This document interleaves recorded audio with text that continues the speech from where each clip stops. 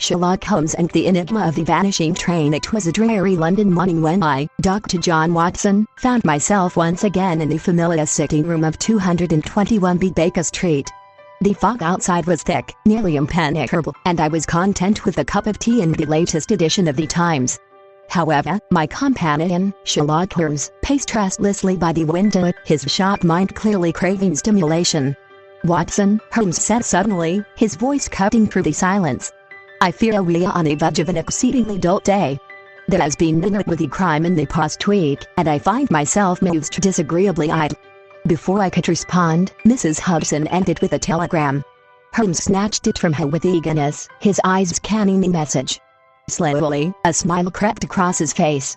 "Ah, Watson, it seems our bottom is to be short-lived. Inspector Lestrade has summoned us. It appears we have an unusual case on our hands." Holmes handed me the telegram, which read, "Urgent. Need your assistance. Unexplainable disappearance of train.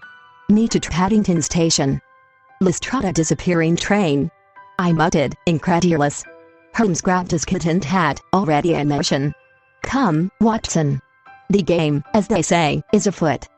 Upon arriving at Paddington Station, we were greeted by the flustered figure of Inspector Lestrade. His usual gruff demeanor was replaced by an uncharacteristic look of confusion. "Holmes, Watson, thank heavens you're here. This one has us all baffled," Lestrade admitted, wringing his hands. "A train has vanished without a trace." Holmes arched an eyebrow. "A whole train?"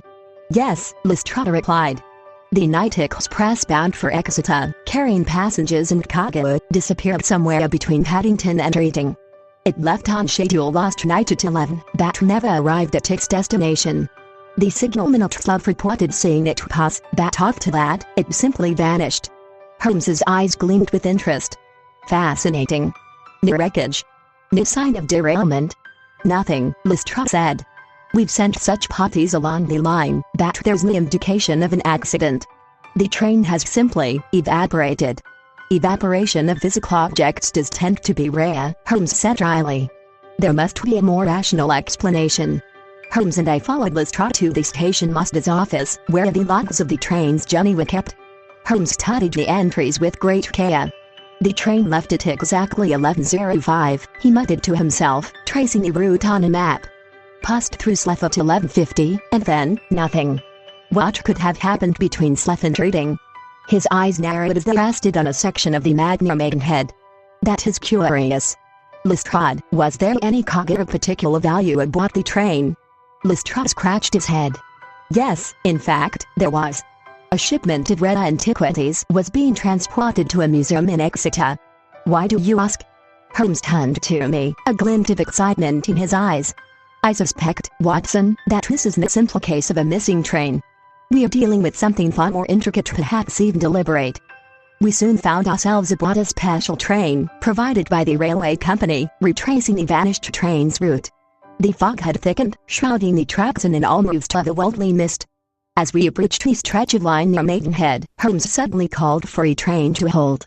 "Here," he said, pointing to a cut in the track. "This is where it happened." We disembarked, and Holmes immediately began scouring the ground. After a few minutes of intense examination, he stood, holding a small scrap of metal. "Ah, as I suspected. Watson, do you recognize this?" I examined the object. "It looks like part of a coupling mechanism." "Indeed. This metal shot suggests tampering. The train was uncoupled here, and its disappearance was no accident, it was orchestrated." Lestrade frowned. "But where would they have taken the train?" "The tracks continue on without interruption." Holmes smiled.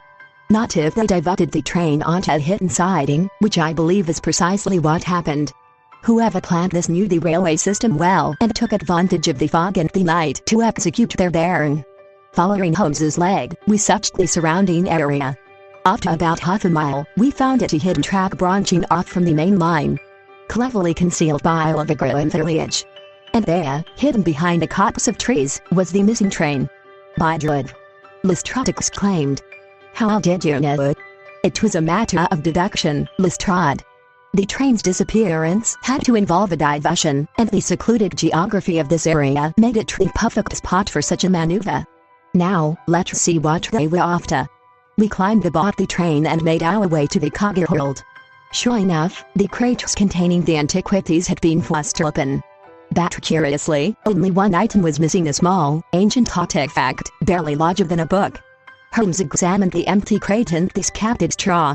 They went after wealth. They sought something very specific. Lestrade scratched his head. But what?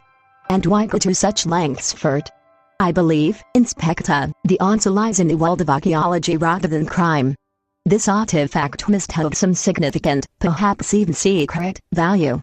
Whoever stole it knew exactly what they were looking for.